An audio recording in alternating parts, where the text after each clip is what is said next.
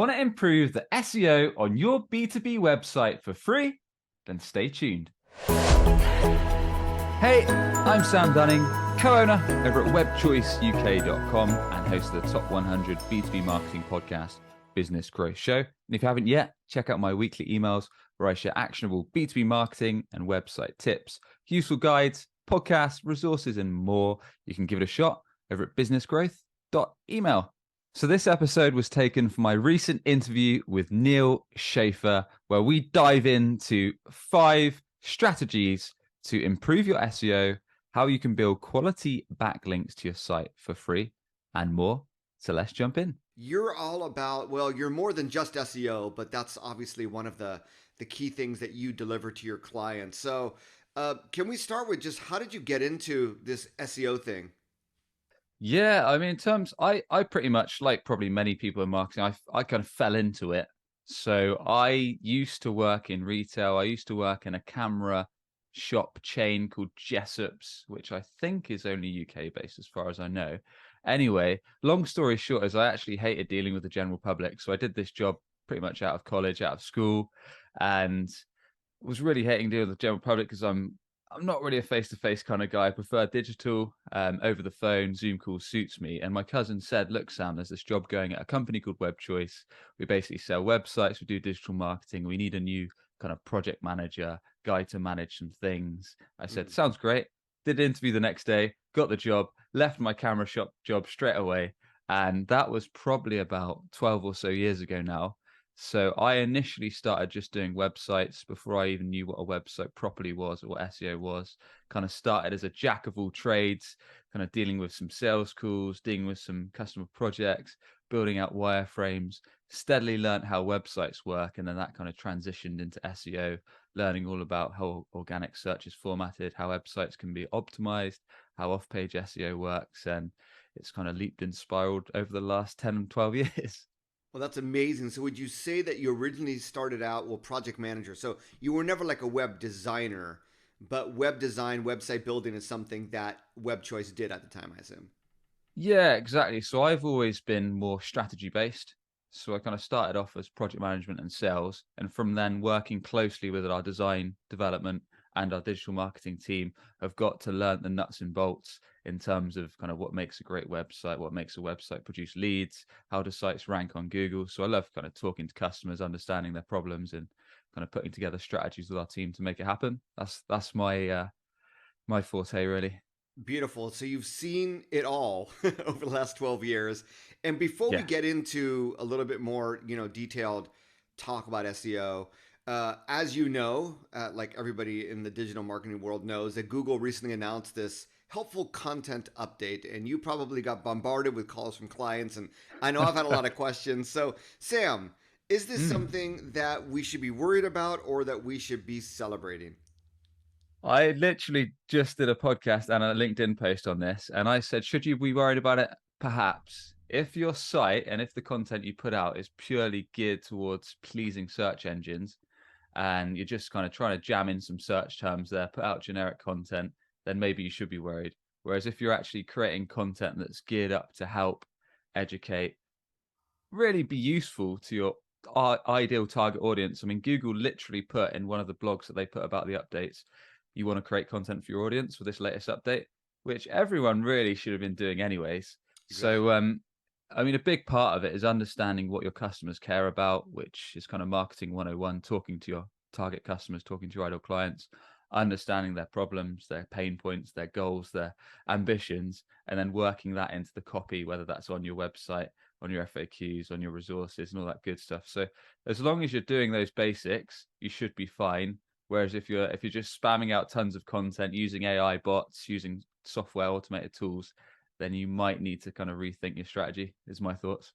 Yeah, I'm thinking, thank you very much for that. And I couldn't agree more. And I think it definitely is sort of this reaction to the fact that it's a lot easier to create lots of content that looks very human in a very short period of time. But obviously, that's not what Google wants businesses to do. Really, basically, stick in your lane.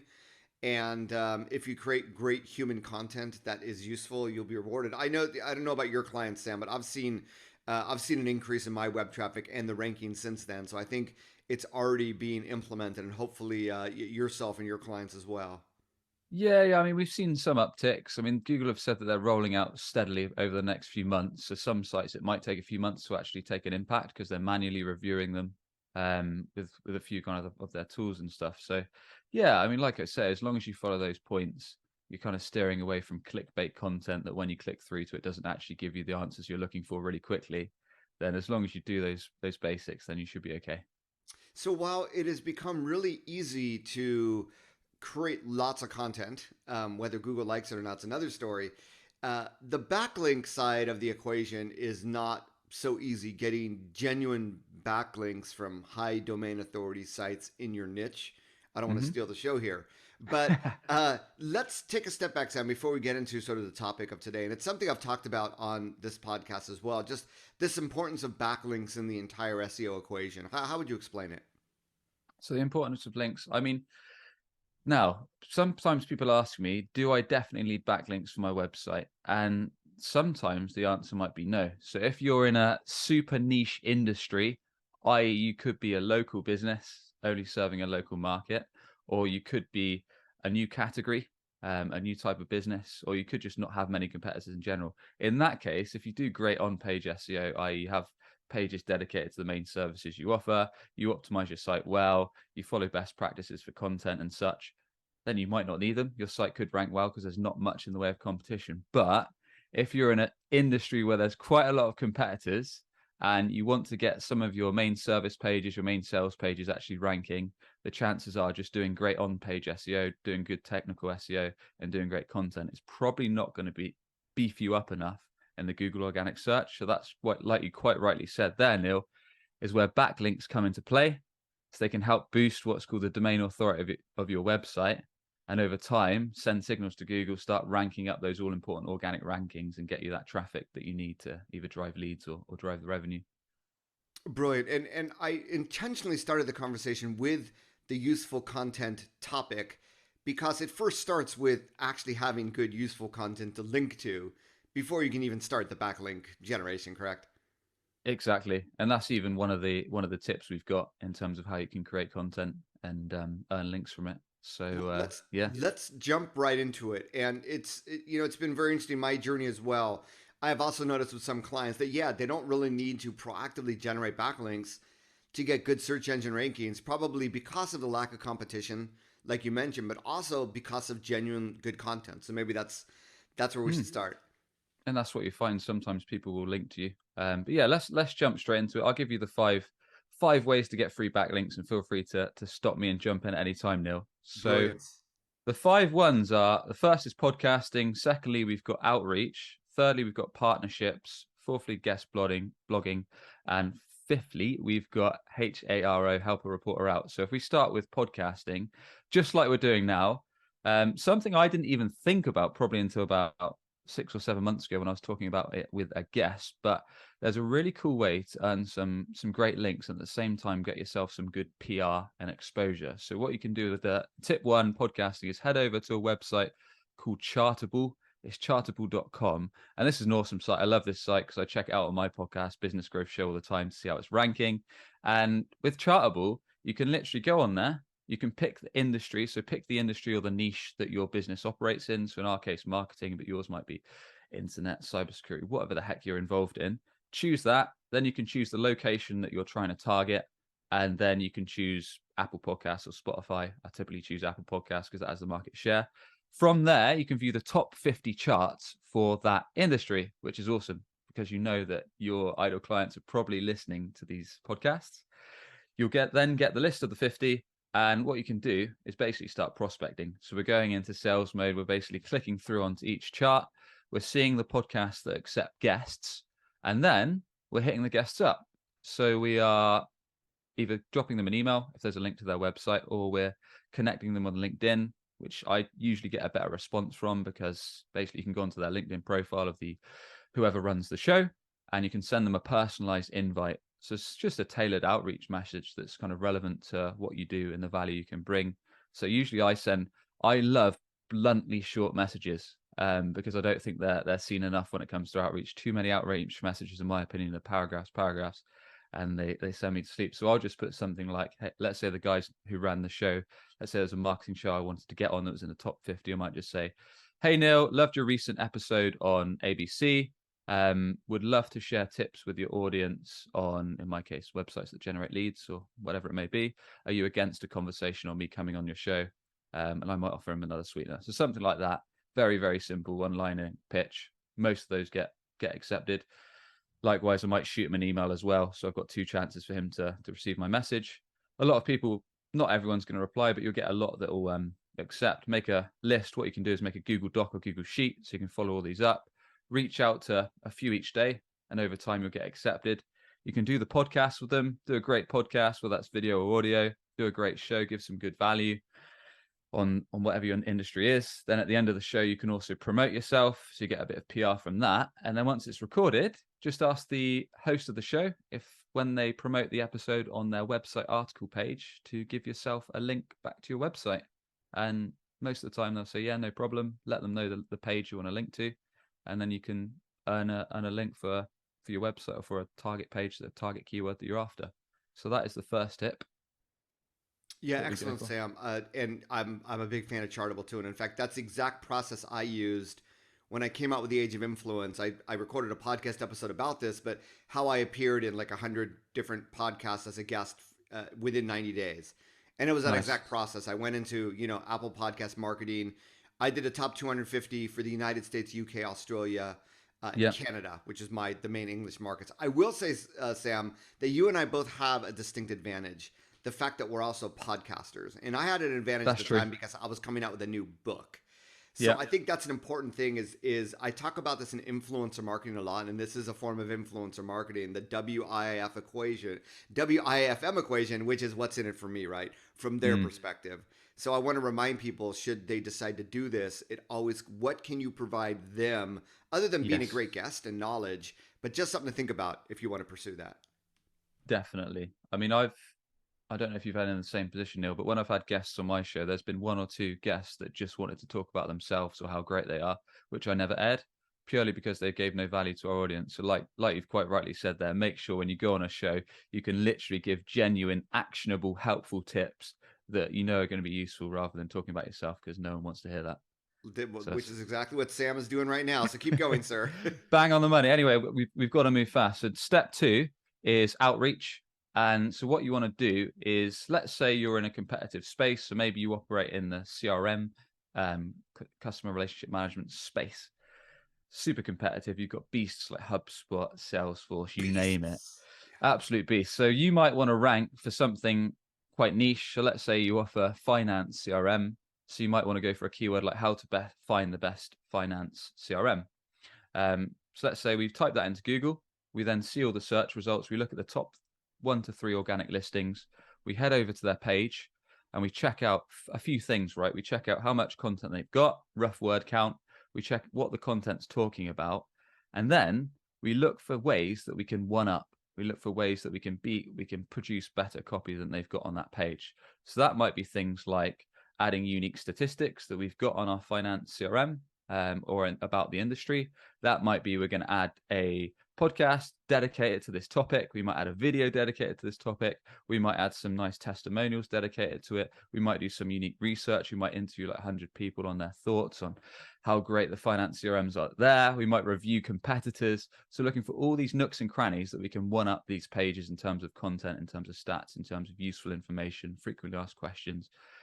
And then we're going to put that all together in a high performing page that we believe is kind of far surpassing the competition with that skyscraper technique.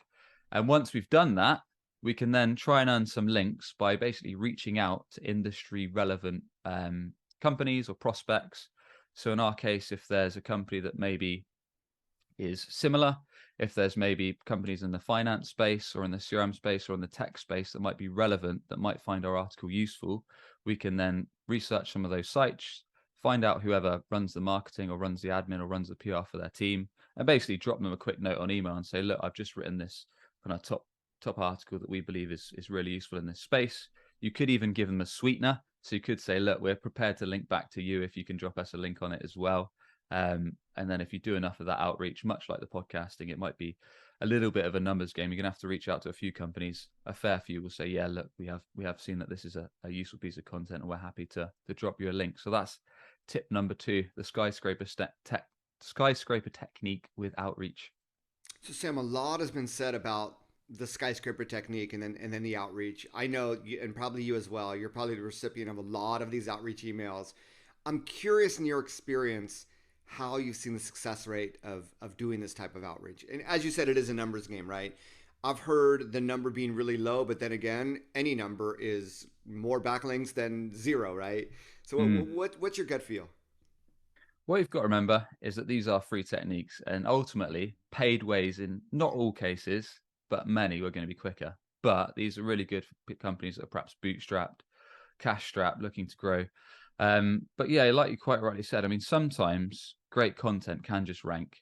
Doesn't always happen, but it can, or people can find it and then they can start linking to it. But what you can find is there might be a snowball effect. So you might produce this awesome page that does all those best practices we've talked about.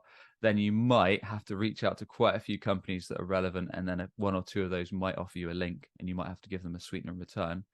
But then from that little boost that you've got from those links, other companies might start seeing it. Maybe you've got some unique stats, some unique data, and other people start linking to it. So it builds up like a snowball effect. Hmm. So I have seen that happen with sites. So that's another thing to consider on that front. Interesting. One last, I know we got a few more to get through here really quickly. One last question. Any software that you recommend? I know there's a few tools out there specifically for outreach. Any that you use there at Web Choice or that you recommend? I'll give you a list and we can put it in the show notes. Okay, bro. I've used one called Respana. It's one Yep. of the newer ones. I know there's a bunch of them out there, but okay, cool. Yep, no probs. So thirdly, we've got partnerships, which is quite a fun one, and it's actually quite an easy one because you can literally use people that you already do business with. So perhaps these are existing clients, perhaps these are existing customers, perhaps these are people you've worked with in the past. But think of companies that complement your industry but aren't direct competitors. So in our case, I'll give you an actual example. So we do websites and SEO. One of these kind of complementing partnerships might be with an analytics software company. Maybe they provide analytics. Maybe it's a CRM tool because they can then link up their CRM to our websites that we build, so the leads pass through to there. Those kind of things. So, what are the complementary businesses to your company? You've probably already got a lot of contacts you can reach out to, and you can say, "Look, guys, let's create some content together. Maybe let's make a video that's going to be relevant to our audience." So, top tips to do this, or how you can, in our case, link a website to CRM, or maybe you're completely outside the industry. So maybe you're in home repairs and you're looking for maybe a window repair company because they complement your services. Let's create some content together. Let's create a video, a podcast, an article that's going to help both our audiences. Then once we've done it, let's stick up a blog article on each other's sites. Let's link back to each other from them. Let's create the content together. It's very cost effective. It's easy. It's quite fun. And you both earn, depending on the domain authority of your site, could be quite a good link, and also builds up partnership for potential business in the future. So that's tip 3. Awesome. Nice. Moving forward, number 4, a little bit of a controversial one, is guest blogging. So it's kind of similar to outreach, but it's more off-page SEO. So actually creating an article off your site that's then going to go on a potential guest blogging site.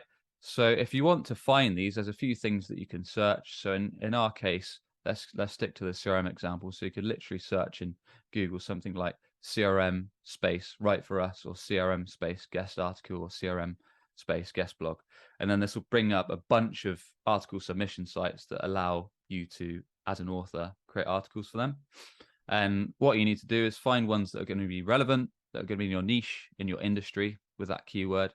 And then, yeah, a lot of them will say, look, you can apply to write for us. You can apply to write an article, apply to write a blog on our site.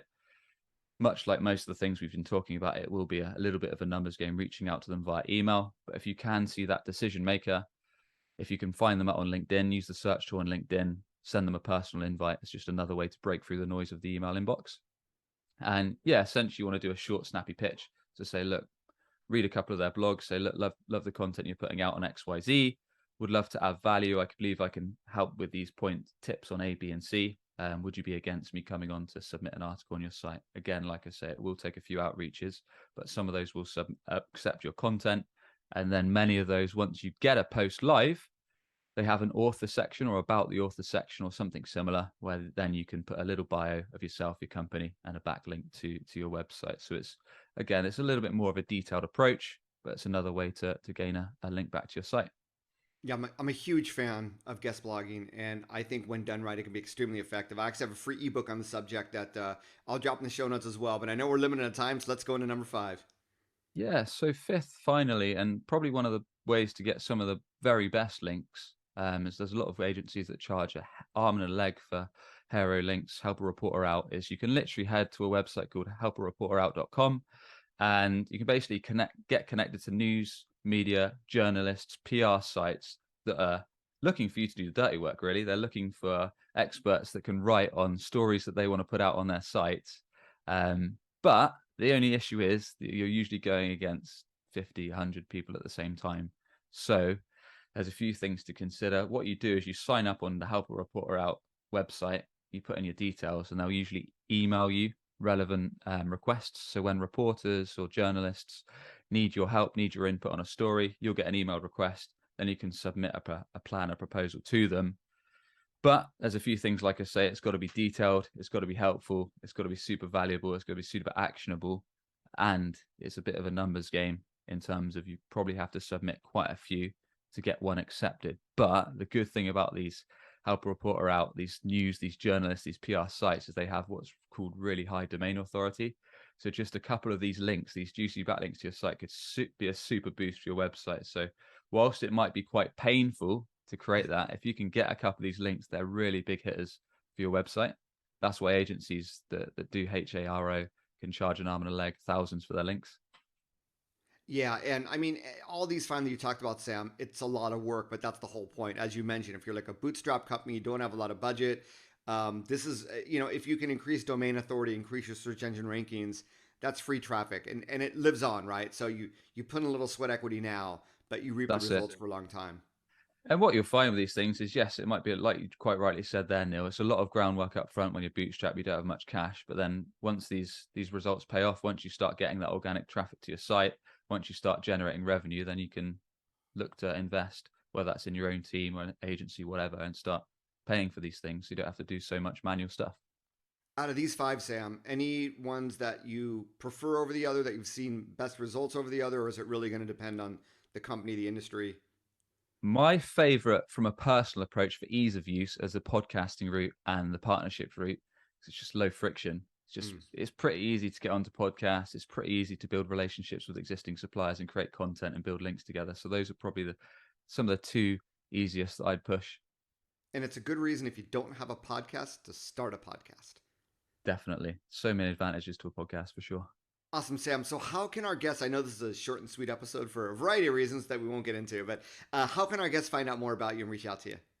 Yeah, appreciate you having me on, Neil. So there's a few ways to reach out. So I'm on LinkedIn. So Sam Dunning, post website and SEO tips each day. Or if you're into podcasts, I've got a podcast called Business Growth Show. So you can check that out on Apple, Spotify, or it's on YouTube as well, where I interview guests, provide B2B marketing and website tips. Or finally, if you're perhaps tired of seeing competitors ahead of you on Google, stealing your traffic, stealing your hard-earned visitors, or maybe your website's failing to convert visitors into a steady flow of qualified sales leads, then we'd love to see if we can help you. It's webchoiceuk.com. Awesome. Thank you, Sam. I mean, as everyone can hear and attest to, Sam is the real deal and really giving with knowledge. So thank you so much for sharing all those with our audience. Definitely reach out to Sam if you're interested in help there. At least give his podcast a listen. It's an awesome show. And I look forward to catching up with you again soon. Thanks very much, Neil. Enjoyed it. And there you have it. I hope you found this walkthrough of use. As always, if you enjoyed it, a quick rating or review on Apple Podcasts is appreciated. Or if you're on YouTube, a quick subscribe goes a long way. And with that, I'll catch you on the next one.